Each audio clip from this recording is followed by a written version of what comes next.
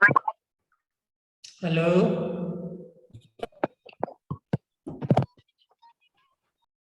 Hello. Yes sir. आवाज आ रही है? यस सर, आ रही है आवाज।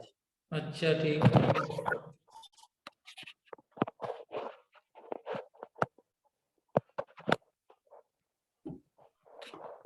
सर कल से स्कूल खुल रहे? अभी यार कोई इंफॉर्मेशन नहीं है, शाम तक पता चलेगा। अच्छा सर।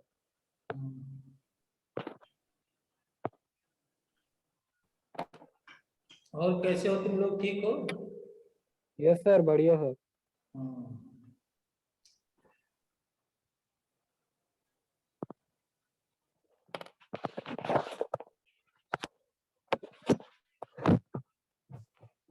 इस साउंड आ रही, बंद कर लो जरा अपना मोबाइल। एक मिनट सर।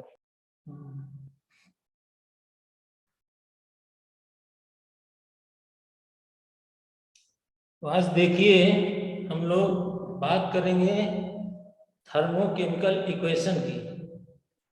और ये जो थर्मोकेमिकल इक्वेशन है, इसके बाद जो है इंथैल्पी वाला चैप्टर खत्म होगा, चैप्टर का टॉपिक खत्म होगा, और उसके बाद थर्मोडायनेमिक्स की कोई और चीज शुरू करेंगे। ठीक है, तो आज जो है हम दो तीन चीजें पढ़ेंगे। पहली बात तो थर्मोकेमिकल इक्वेशन पढ़ेंगे, और दूसरी बात स्टैंडर्ड इंथैल्पी ऑफ कंबस्शन पढ़ेंगे, और तीसरी बात एटमाइजेशन पढ़ेंगे। ठीक है, इन तीनों चीजों को समझना है कि थर्मोकेमिकल इक्वेशन कौन सी इक्वेशन है। तो चलिए चलते हैं सबसे पहले थर्मोकेमिकल इक्वेशन में। तो जैसा कि नाम से पता चल रहा है, थर्मोकेमिकल ये तो केमिकल इक्वेशन है। ऐसी chemical equation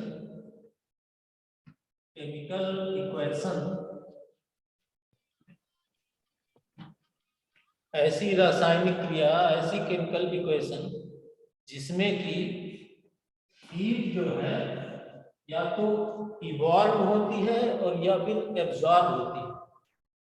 either heat evolve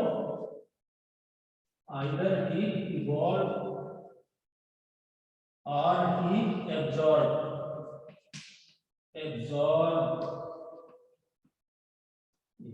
thermochemical equation वो इक्वेशन है जिसमें कि या तो हीट रिलीज होती है, रिलीज का मतलब इवॉल्व होती है, और या फिर हीट एब्जॉर्ब होती है। अगर हीट रिलीज होती है तो मैंने बताया कि अगर हीट रिलीज होती है तो हम क्या लिखते हैं, माइनस साइन लगाते हैं, और अगर हीट एब्जॉर्ब होती है तो हम उसमें प्लस साइन लगाते हैं। ठीक है, हीट रिलीज होने का मतलब पर्स से पैसे जा रहे हैं तो उसका निगेटिव साइन आएगा, और हीट एब्जॉर्ब होने का मतलब सिस्टम में हीट आ रही है तो उसके लिए पॉजिटिव साइन आएगा। ठीक है। Yes sir.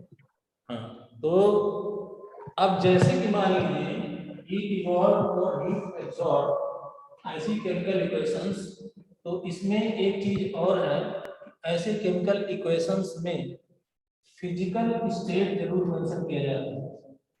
Physical state mention किया जाता है। फिजिकल स्टेट मेंशन करने का मतलब क्या है कि सॉलिड है तो उसके आगे एस लगा के लिखेंगे रिएक्टेंट, लिक्विड है तो एल लगा के लिखेंगे, अगर गैस है तो जी लगा के लिखेंगे। ठीक है, तो इस तरह से हम फिजिकल स्टेट को जरूर लिखेंगे। और जो एनर्जी रिलीज हो रही है, जो एनर्जी रिलीज या एब्जॉर्ब हो रही है, हीट एनर्जी जो रिलीज या एब्जॉर्ब हो रही है, तो उसके लिए उसको हम लिखेंगे किसमें, किलो जूल पर मोल। किलो जूल पर मोल वो एनर्जी हमारी होनी चाहिए किलो जूल पर मोल में। अगर मान लीजिए हीट रिलीज हो रही है या इवॉल्व हो रही है तो उसमें हीट एनर्जी किसमें होना चाहिए, जूल, किलो जूल पर मोल में होना चाहिए। दूसरी बात, जो इक्वेशन है हमारी वो बैलेंस होनी चाहिए। बैलेंस्ड इक्वेशन होनी चाहिए। ठीक है, तो अगर ये चीजें पाई जाती हैं तो हम मानते हैं कि जो है ये थर्मोकेमिकल इक्वेशन है। क्या क्या होना चाहिए? हीट रिलीज हो या एब्जॉर्ब हो। अगर हीट रिलीज या एब्जॉर्ब हो रही है तो वो किलो जूल पर मोल में होना चाहिए। ठीक है, दूसरी बात, जो इक्वेशन हम लिख रहे हैं वो बैलेंस्ड होना चाहिए। तीसरी बात, हर रिएक्टेंट या प्रोडक्ट के सामने ये लिखा होना चाहिए कि ये किस स्टेट में है। जैसे कि मान लीजिए, मैं इसको मिटा के लिखता हूं,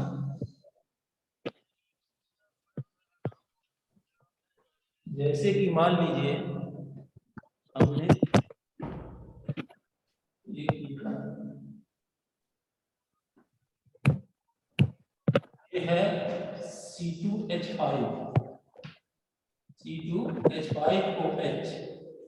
इसको हम क्या बोलते हैं? Ethyl alcohol.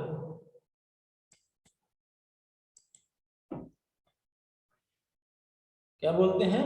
इथाइल एल्कोहल या इथेनॉल बोलते हैं। ठीक है, इथाइल एल्कोहल या इथेनॉल बोलते हैं। अब इसको देखो, ये लिक्विड है तो इसके आगे हमने लिखा यहाँ पर एल। ठीक है, अब इसको, इससे क्या बनेगा? अगर इथाइल एल्कोहल को कंबस्शन किया जाए तो क्या बनेगा? जलाया जाए इसको तो क्या बनेगा? या तो वाटर बनेगा और कार्बन डाइऑक्साइड बनेगी। दो ही चीज बनेगी। कोई भी चीज जब जलती है तो क्या बनता है? कार्बन डाइऑक्साइड और वाटर बनता है। तो अब देखिए, इसमें दो कार्बन है तो यहाँ पर 2CO2 बन जाएगा।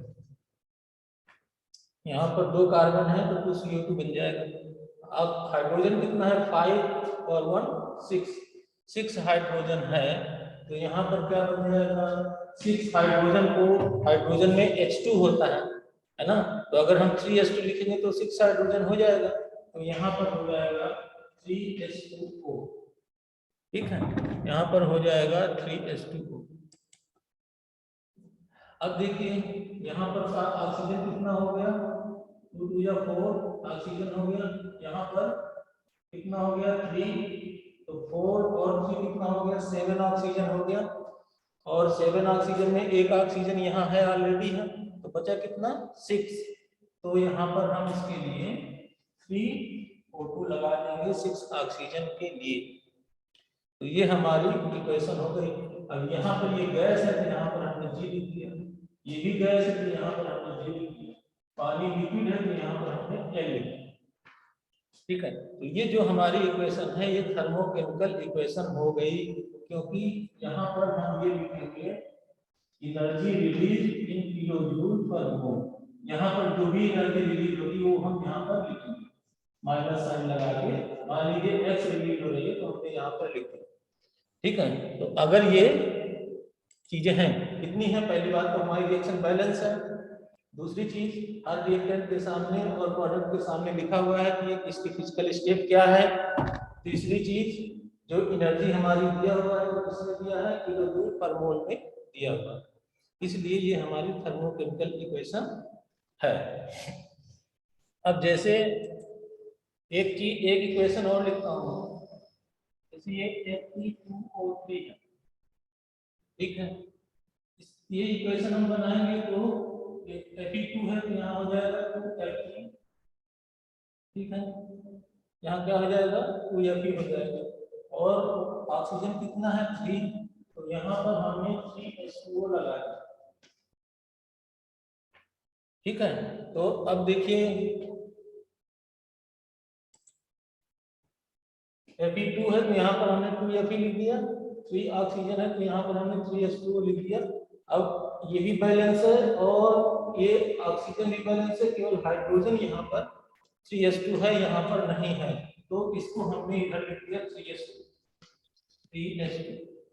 ठीक है, ये सॉलिड है तो इसको सॉलिड लिख दिया, ये गैस है तो इसको गैस लिख दिया, ये सॉलिड है तो इसको सॉलिड लिख दिया, और ये लिक्विड है तो इसको लिक्विड लिख दिया। अब ये हमारी थर्मोकेमिकल इक्वेशन है। यहाँ पर हम लिखेंगे -X किलो जूल पर मोल। ये हमने लिख दिया। बैलेंस्ड केमिकल इक्वेशन है और किलो जूल पर मोल में एनर्जी दी हुई है और उनकी फिजिकल स्टेट मेंशन है। यहाँ पर एक चीज ध्यान देना है कि यहाँ पर 2Fe लिखा हुआ है, जबकि 2Fe नहीं होना चाहिए, यहाँ पर केवल Fe होना चाहिए, क्योंकि पर मोल हम लिख रहे हैं। ठीक है, तो क्या करेंगे, हम इस 2 से हम इस पूरी इक्वेशन को डिवाइड कर देंगे। ठीक है, तो ये हो जाएगा 1/2 Fe2O3, ये हो जाएगा 3/2 H2। घन दिखा के डरा वैसे तो फूल नहीं। रोहित बेटा, तुम यही करोगे? ठीक है, करो।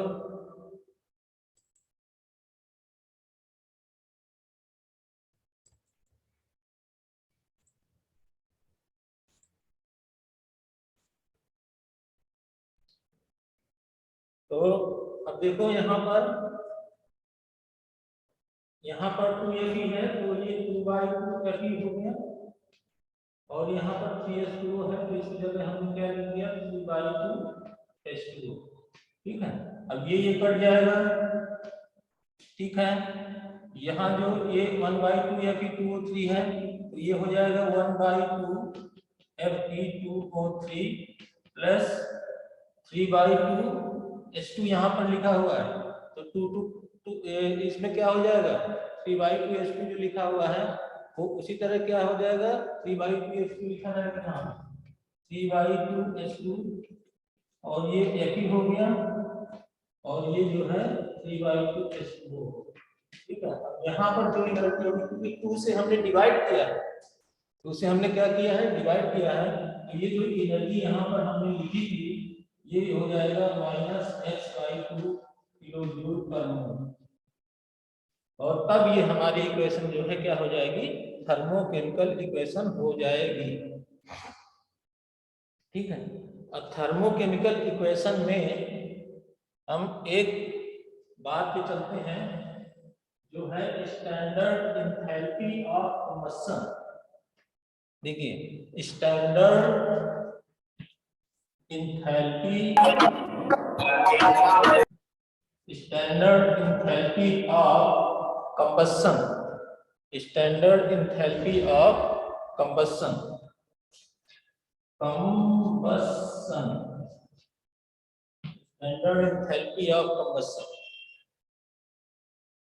तो स्टैंडर्ड एंथैल्पी ऑफ कंबशन का सबसे पहले हम साइन क्या लगाएंगे, साइन हम ये लगाएंगे, स्टैंडर्ड का साइन हमने बताया है कि ये लगाया जाता है।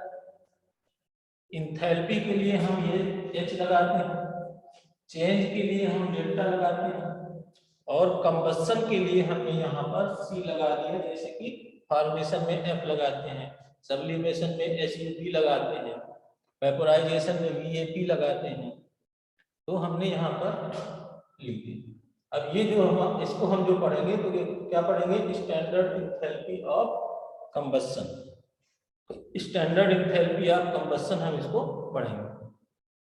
ठीक है, तो सबसे पहले हमको ये जानना चाहिए कि जो स्टैंडर्ड एंथैल्पी ऑफ कंबशन है वो क्या है।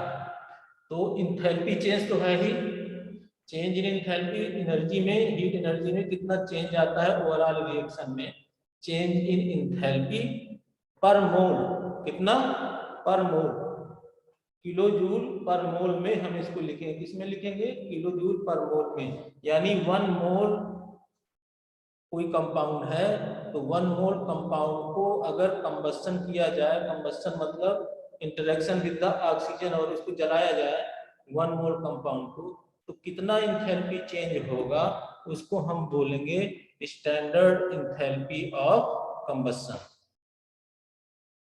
ठीक है, तो स्टैंडर्ड इंथैल्पी ऑफ कंबशन में जैसे कि हमने D4O10 को लिया, D4O10, D4O10 क्या है, B4O10 क्या है,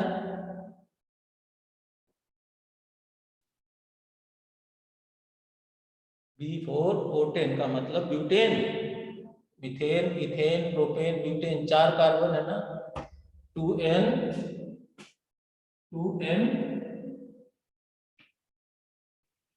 +2, 4 कार्बन है तो 2 4 जा 8 प्लस 2 10 ऑक्सीजन। ठीक है, तो B4O10 को जलाया जाए, कंबस्शन किया जाए इसका, तो देखो B4O10 का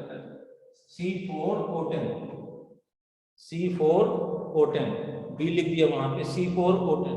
ठीक है ना, का 4 कार्बन हो गया, मीथेन इथेन प्रोपेन ब्यूटेन, तो ये 4 कार्बन हो गया। 4 कार्बन है तो यहाँ पर 4 CO2 बनेगा ही बनेगा।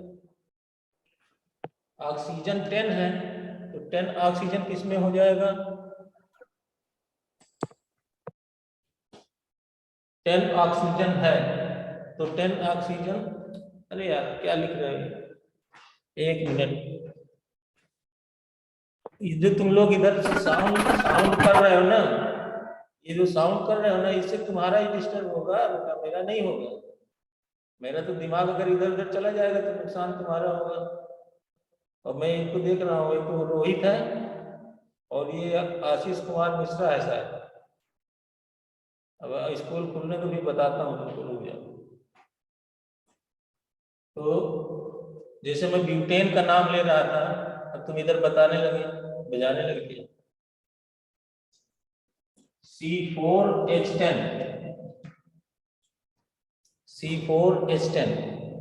कार्बन और हाइड्रोजन होता है ना ब्यूटेन में, तो यहाँ पर जैसे 4C4 है तो यहाँ 4CO2 हो गया, और H10 है तो यहाँ पर 5 यहाँ पर क्या हो गया 5H2O हो गया। यहाँ पर क्या हो गया 5H2O हो गया। काजल तिवारी, ये कौन काजल है भैया? अरे मेरे से कोई और है, मैं नहीं हूँ। हाँ, ये लोग पढ़ाने न देंगे।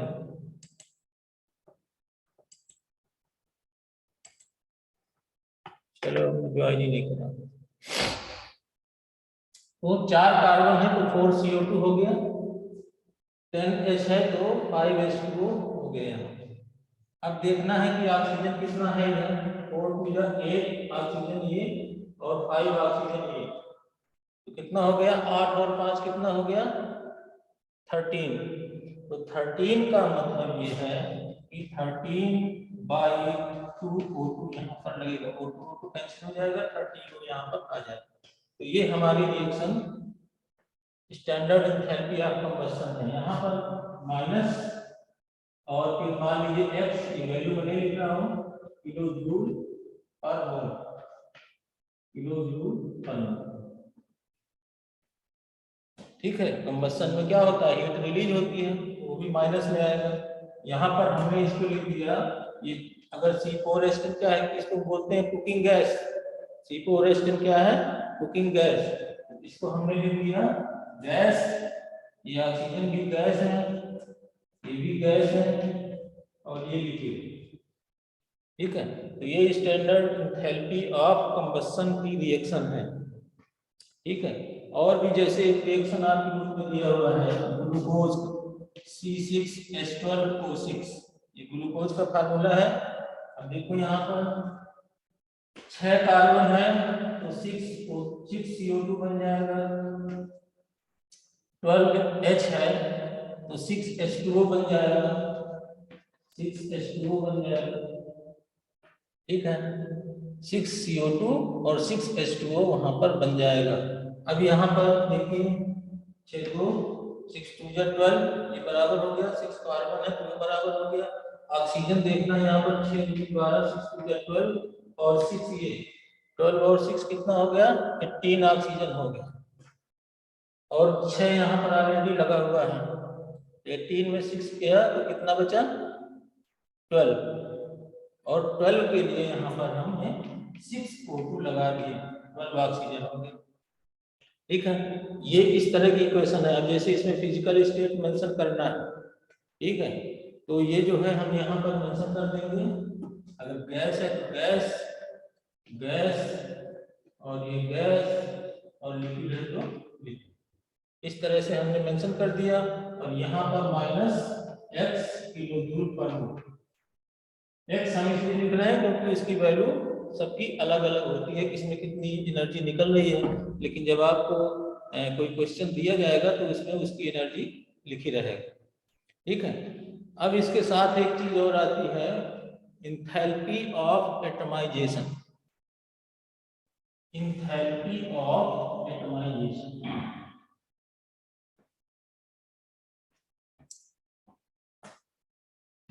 इंथैल्पी, ये लास्ट इंथैल्पी है, enthalpy of atomization, enthalpy of atomization. ठीक है, इंथैल्पी ऑफ एटमाइजेशन में ब्रेकिंग ऑफ, आप ये लिखिएगा, breaking of one mole bond, one mole bond को ब्रेक करने में जितनी भी एनर्जी लगती है, जो भी एनर्जी में चेंज आता है, change in enthalpy in breaking of one mole bond, ठीक है, उसको हम बोलते हैं क्या, इंथैल्पी ऑफ एटमाइजेशन। एटमाइजेशन का मतलब डिसोसिएशन, उसको डिसोसिएट होना है। कैसे डिसोसिएट होना है, देखो, डाई एटॉमिक भी हो सकता है और पॉली एटॉमिक भी हो सकता है।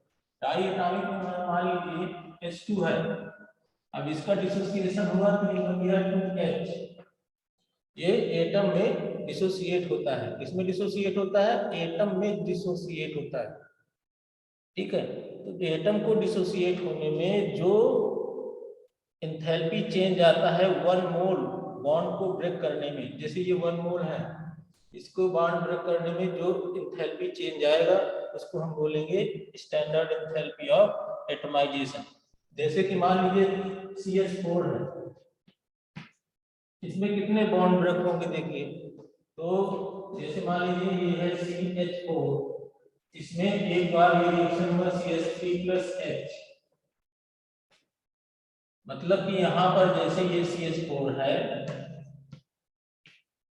एक बॉन्ड ये टूट गया, ये बॉन्ड टूट गया, ठीक है, तो यहाँ पर क्या बनेगा, CH3+H बनेगा, और यहाँ पर कुछ एनर्जी, बॉन्ड ब्रेक करने के लिए हमको क्या है, एनर्जी देना पड़ेगा, और जब देना पड़ेगा तो किस में जाएगा एनर्जी, पॉजिटिव में जाएगा।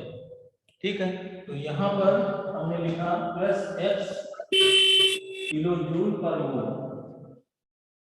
ठीक है, अब दूसरी बार जो ये यहाँ पर CH3 है, ये टूटा फिर से CH2+H में, मतलब ये बॉन्ड भी टूट गया, तो बना CH2+H, और यहाँ मान लीजिए +Y kilo joule per mole, यहाँ पर एनर्जी रिलीज है। ठीक है, अब देखिए CH2 फिर जो है किसमें टूटा, CH+H, मतलब ये भी बॉन्ड टूट गया, अब केवल CH बचा, यहाँ पर मान लीजिए +Z किलो जूल पर मोल एनर्जी रिलीज हुई। ठीक है, अब ये जो CH है ये टूट गया C+H में, मतलब ये बॉन्ड भी टूट गया, तब यहाँ पर मान लीजिए X Y यहाँ Z, यहाँ मान लीजिए लिख लीजिए K किलो जूल पर मोल। ठीक है, तो अब यहाँ पर 4 बार बॉन्ड टूटा, तो अगर 4 बार बॉन्ड टूटा तो हर बार बॉन्ड को तोड़ने के लिए एनर्जी की जरूरत पड़ती है। तो ऐसी जगह में क्या कैसे लिखेंगे हम, 4 बार तो यहाँ प्रॉब्लम में लिखा रहेगा, लेकिन हम जो शो करते हैं वो mean dissociate bond dissociation enthalpy निकालते हैं, मीन बॉन्ड डिसोसिएशन एंथैल्पी। कैसे, यहाँ पर जो पहले में X, दूसरे में Y, तीसरे में Z और चौथे में K, ये 4 जो है एनर्जी मान लीजिए रिलीज हुई, तो इसको हम 4 से डिवाइड कर देंगे। X मान लीजिए कुछ है, Y कुछ है, Z कुछ है और K कुछ है, तो इसमें से इन सबको प्लस करके, और चूंकि 4 आइटम्स है तो 4 से डिवाइड कर देंगे, तो जो आएगा वो मीन बॉन्ड डिसोसिएशन एंथैल्पी आएगा। ठीक है, तो इसको हम बोलते हैं स्टैंडर्ड एंथैल्पी ऑफ एटमाइजेशन।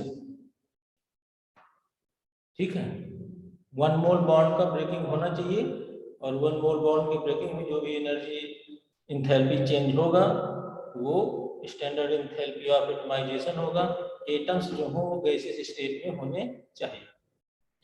अब देखिए मैं एक चीज आपको बताना चाहता हूँ कि जैसे अभी हमने एंथैल्पी पढ़ा, तो जो हमने एंथैल्पी को पढ़ा उसमें से कुछ प्रॉब्लम्स आपके एग्जाम में आती हैं, ठीक है।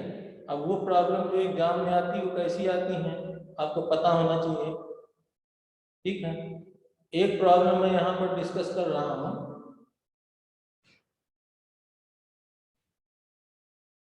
वो आपके नीट में आई हुई प्रॉब्लम है। इसमें आई है नीट।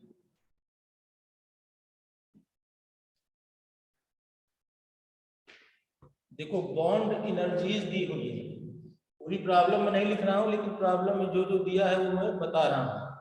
जैसे कि carbon carbon bond single bond, carbon carbon double bond, carbon carbon double bond, carbon hydrogen bond और हाइड्रोजन हाइड्रोजन बॉन्ड, ठीक है। इन बॉन्ड की एनर्जी दी हुई है। एनर्जी कितनी दी हुई है ये मैं बता रहा हूँ। एनर्जी दी हुई है जैसे CH बॉन्ड की जो दी हुई है वो 414 किलो जूल पर मोल दी हुई है। CH बॉन्ड की एनर्जी दी हुई है 414 किलो जूल पर मोल, ठीक है। और जो है CC बॉन्ड की एनर्जी दी हुई है 347 किलो जूल पर मोल। CC बॉन्ड की एनर्जी दी हुई है 347 किलो जूल पर मोल। और C डबल बॉन्ड C की एनर्जी कितनी दी हुई है, bond energy 615 kilo joule per मोल, 615 किलो जूल पर मोल, ठीक है। अब HH बॉन्ड की कितनी दी हुई है